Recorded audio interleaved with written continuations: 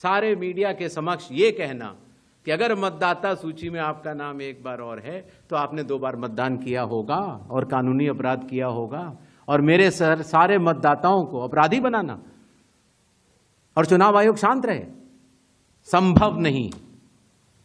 हलफनामा देना होगा या देश से माफी मांगनी होगी, तीसरा विकल्प नहीं है। आपके माध्यम से मैं ये भी कहना चाहता हूं, अगर 7 दिन में हलफनामा नहीं मिला तो इसका अर्थ ये सारे आरोप निराधार हैं। चुनाव आयोग के प्रेस कॉन्फ्रेंस के बाद जब मुख्य चुनाव आयोग ने राहुल गांधी से सबूत मांगा और उनसे शपथ पत्र मांगा और साथ ही साथ कहा अगर सबूत नहीं दे सकते हैं, शपथ पत्र नहीं दे सकते हैं तो आप जो है देश से 7 दिन के भीतर माफ़ी मांगिए, क्योंकि आपके यह सारे आरोप जो है बेबुनियाद हैं। और इन सब के चलते हुए जो है विपक्ष ने और खासकर राहुल गांधी जी ने यह ठाना है कि मुख्य चुनाव आयुक्त के खिलाफ महाभियोग प्रस्ताव लाया जाएगा। इससे पहले मैं आपको बता दूं कि दिल्ली के जो है जज के खिलाफ महाभियोग प्रस्ताव विपक्ष ला चुका है और वह दोनों सदनों से पास हो चुका है और उनके खिलाफ जो है कार्रवाई की टीम गठित हो गई है। और सेम वही प्रोसेस जो है इनके खिलाफ लाया जाएगा, जो सुप्रीम कोर्ट के जज के खिलाफ लाया जाता है महाभियोग प्रस्ताव, ठीक उसी प्रोसेस के तहत अब इनके खिलाफ भी उसी तरीके से महाभियोग प्रस्ताव लाया जाएगा, जो सुप्रीम कोर्ट के जज को हटाने के लिए महाभियोग प्रस्ताव लाया जाता है। जैसे ही संसद शुरू हुई, संसद के बाहर विपक्ष के सारे सांसद एकत्र होकर चुनाव आयोग का विरोध कर रहे थे कि चुनाव आयोग जो है निष्पक्ष तरीके से काम नहीं कर रहा है और हम जो है बहुत जल्द मुख्य चुनाव आयुक्त के खिलाफ महाभियोग प्रस्ताव लाएंगे। और उनका प्लान बन गया है कि वह बहुत जल्द मुख्य चुनाव आयुक्त के खिलाफ महाभियोग प्रस्ताव लाएंगे। इसमें जो सबसे प्रमुख बात है वह संजय राउत जी की है। वो कह रहे हैं कि हम जल्द से जल्द महाभियोग प्रस्ताव जो है मुख्य चुनाव आयुक्त के खिलाफ लाएंगे। विपक्ष के सारे सांसद संसद के बाहर खड़े होकर चुनाव आयोग का जो है विरोध कर रहे हैं और साथ ही साथ वह जो है मुख्य चुनाव आयुक्त ज्ञानेश कुमार गुप्ता के खिलाफ महाभियोग प्रस्ताव लाने की जो है चर्चा कर रहे हैं। और वह कह रहे हैं कि हम इनको जो है हटाकर ही मानेंगे, क्योंकि अब जो चुनाव आयोग है वह निष्पक्ष नहीं रहा। यहाँ पर देख रहे हैं, यहाँ पर खड़गे जी हैं, अखिलेश जी हैं और तमाम जो है विपक्ष के सांसद हैं। यहीं पर टॉप स्टोरी की बात करें तो यहाँ पर भारत के विभिन्न अखबारों ने इस चीज़ को कवर किया है। अगर हम न्यूज़ 18 की बात करें तो CEC ज्ञानेश कुमार के खिलाफ महाभियोग लाएगा विपक्ष, कैसे हटाया जा सकता है मुख्य आयोग।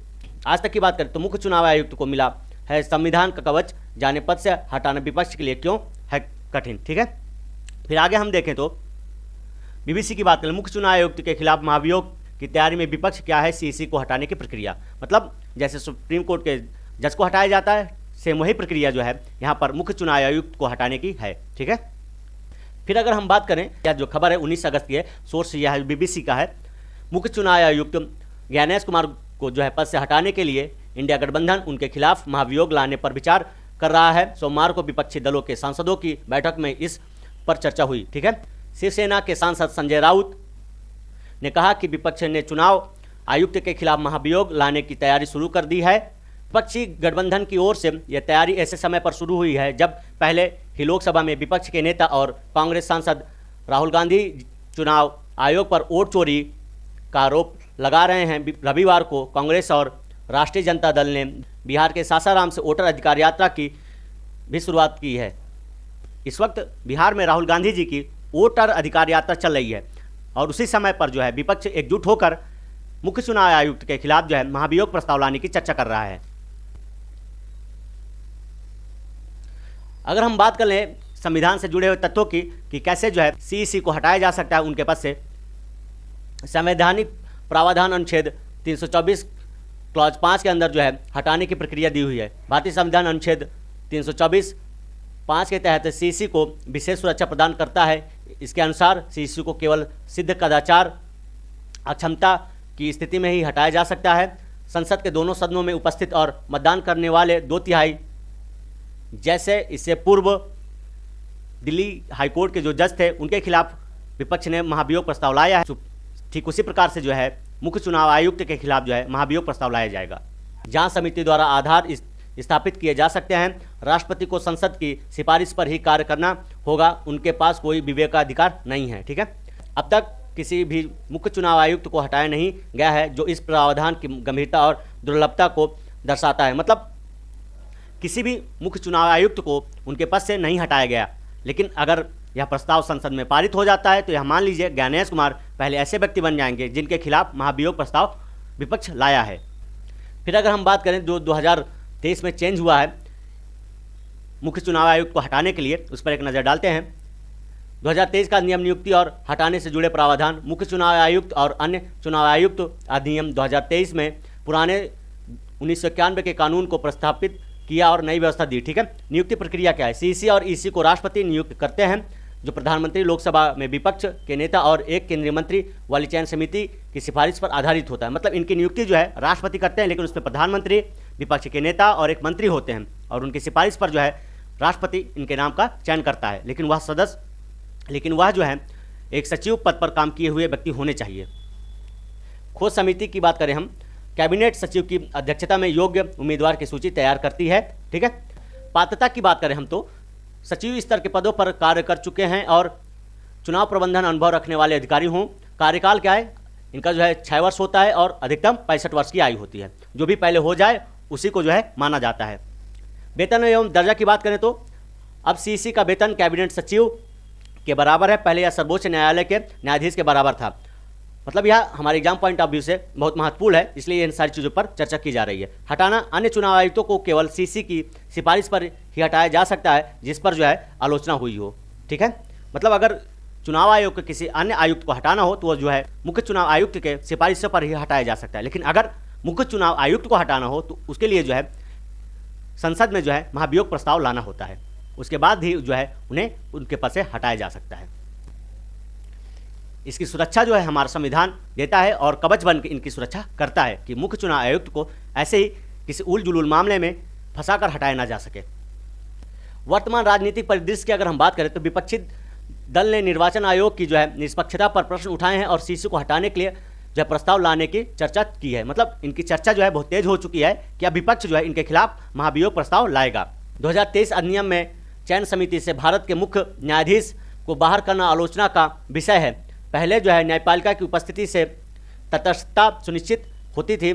इस अधिनियम में जो है सीसी और ईसी के लिए सेवानिवृत्ति के बाद सरकारी पदों पर नियुक्ति पर कोई रोक नहीं है, जिससे उनकी दीर्घकालिक निष्पक्षता पर सवाल उठ रहे हैं। मतलब रिटायरमेंट के बाद सीसी और ईसी किसी भी सरकारी पद पर जो है कार्य कर सकते हैं। इसके लिए उनकी निष्पक्षता पर जो है सवाल नहीं खड़े किए जा सकते। मतलब इस अधिनियम की जो है न्यायिक समीक्षा की मांग करते हुए याचिकाएं सर्वोच्च न्यायालय में लंबित। मतलब इस प्रक्रिया की न्यायिक समीक्षा करने के लिए जो याचिकाएं हैं वो सुप्रीम कोर्ट में लंबित हैं, अभी भी पड़ी हुई हैं। आप ये देखें, वोट चोरी, उसके बाद जो है वोट हैज़ बीन डिस्ट्रॉयड। मतलब ये सारे आरोप जो है राहुल गांधी के हैं और जिस पर जो है चुनाव आयोग ने जब जवाब दिया तो राहुल गांधी के आरोपों को उन्होंने बेबुनियाद कह दिया और उसके बाद से जो है राहुल गांधी से सबूत मांगे और सबूत ना देने पर जो है उनसे 1 हफ्ते के भीतर जो है माफ़ी मांगने को कहा देश से। परीक्षाओं के लिए महत्व अगर हम देखें, यह विषय प्रतिस्पर्धी परीक्षाओं और सिविल सेवा की तैयारी के लिए महत्वपूर्ण है, क्योंकि इसमें शामिल है संवैधानिक प्रावधान, चेक्स एंड बैलेंस, संवैधानिक संस्था की संरचना और स्वतंत्रता, हाल ही के कानूनी सुधार और राजनीतिक बहसें और 2023 के अधिनियम जैसी ऐतिहासिक विधायी पहल। मतलब हमारे एग्जाम पॉइंट ऑफ व्यू से बहुत महत्वपूर्ण है इसके बारे में जानना, इसलिए यह सारे जो पॉइंट हैं मैंने ऐड किए हैं ताकि आप सबको इसके बारे में पता करें और आप अपनी तैयारियों को और मजबूत कर सकें। यह जो सारा मामला है ज्ञानेश कुमार और राहुल गांधी जी के बीच, हालांकि इसको जो है विपक्ष और निर्वाचन आयोग होना चाहिए था, लेकिन यह जो है व्यक्तिगत हो गया है। यह किसी और के बोल रहे हैं, यह सारी पार्टियों के बोल रहे हैं। आखिर इसमें सही और गलत कौन है, यह आप मुझे कमेंट बॉक्स में बताइएगा। क्या राहुल गांधी जी ने जो आरोप लगाए वो सही हैं, या फिर जैसे आप चुनाव आयोग ने अपने कॉन्फ्रेंस में कहा कि यह सारे आरोप बेबुनियाद हैं। आप क्या सोचते हैं इस पर कमेंट बॉक्स में ज़रूर बताइएगा। इन सब के बीच अगर हम जान लें तो इसमें सबसे महत्वपूर्ण यह चीज़ है कि हमारे एग्जाम पॉइंट ऑफ व्यू से जो चीज़ें पूछी जाती हैं कि इनका क्रम कौन सा है, तो इनका क्रम जो है 26वां है। मतलब ये 26वें क्रम के जो है मुख्य चुनाव आयुक्त हैं और ये इनका कार्यकाल की अगर हम बात करें तो यह जो है 26 जनवरी 2029 तक अपने पद पर रहेंगे। लेकिन देखना यह है कि यह कार्यकाल अपना पूरा कर पाते हैं या उससे पहले जो है इन पर महाभियोग प्रस्ताव लाकर इनको इनके पद से हटाया जा सकता है। अब राहुल गांधी के आरोपों के बाद चुनाव आयुक्त का जो है प्रेस कॉन्फ्रेंस होता है और उस प्रेस कॉन्फ्रेंस में चुनाव आयुक्त जो है राहुल गांधी के आरोपों को बेबुनियाद बता देते हैं। सबूत देने की बजाय वह जो है बहन बेटियों की प्राइवेसी का हवाला देकर अपना पल्ला झाड़ लेते हैं। और इस पर जो है जब चुनाव आयोग राहुल गांधी से शपथ पत्र मांगता है तो विपक्ष के एक नेता अखिलेश यादव ने जो है इस पर कहा कि हमने लगभग कई हज़ार जो है शपथ पत्र चुनाव आयोग को भेजे हैं, लेकिन आज तक जो है उस पर कोई कार्रवाई नहीं। और साथ ही साथ जिस पर आरोप अखिलेश यादव लगा रहे हैं वह वीडियो बहुत तेज़ी से वायरल हो रहा है इस वक्त। मतदान में जब कोई वोटर वोट करने जाता है और वो बटन दबाता है तो एक ही बार दबा सकता है।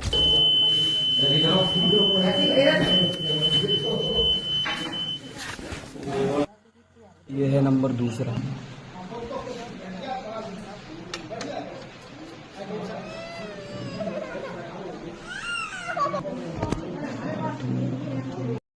एक युवक जो है लगभग 8 बार एक ही पोलिंग बूथ पर वोट करता है और वह शायद जो है बीजेपी के किसी बड़े नेता का बेटा है। तो इन सब के बाद जो है चुनाव आयोग पर उंगली तो उठती है, क्यों जो है चुनाव आयोग इसकी जांच नहीं कराया इतने सारे शपथ पत्र देने के बाद। और जब राहुल गांधी ने दोबारा आरोप लगाया तो चुनाव आयोग इनसे जो है शपथ पत्र मांग रहा है।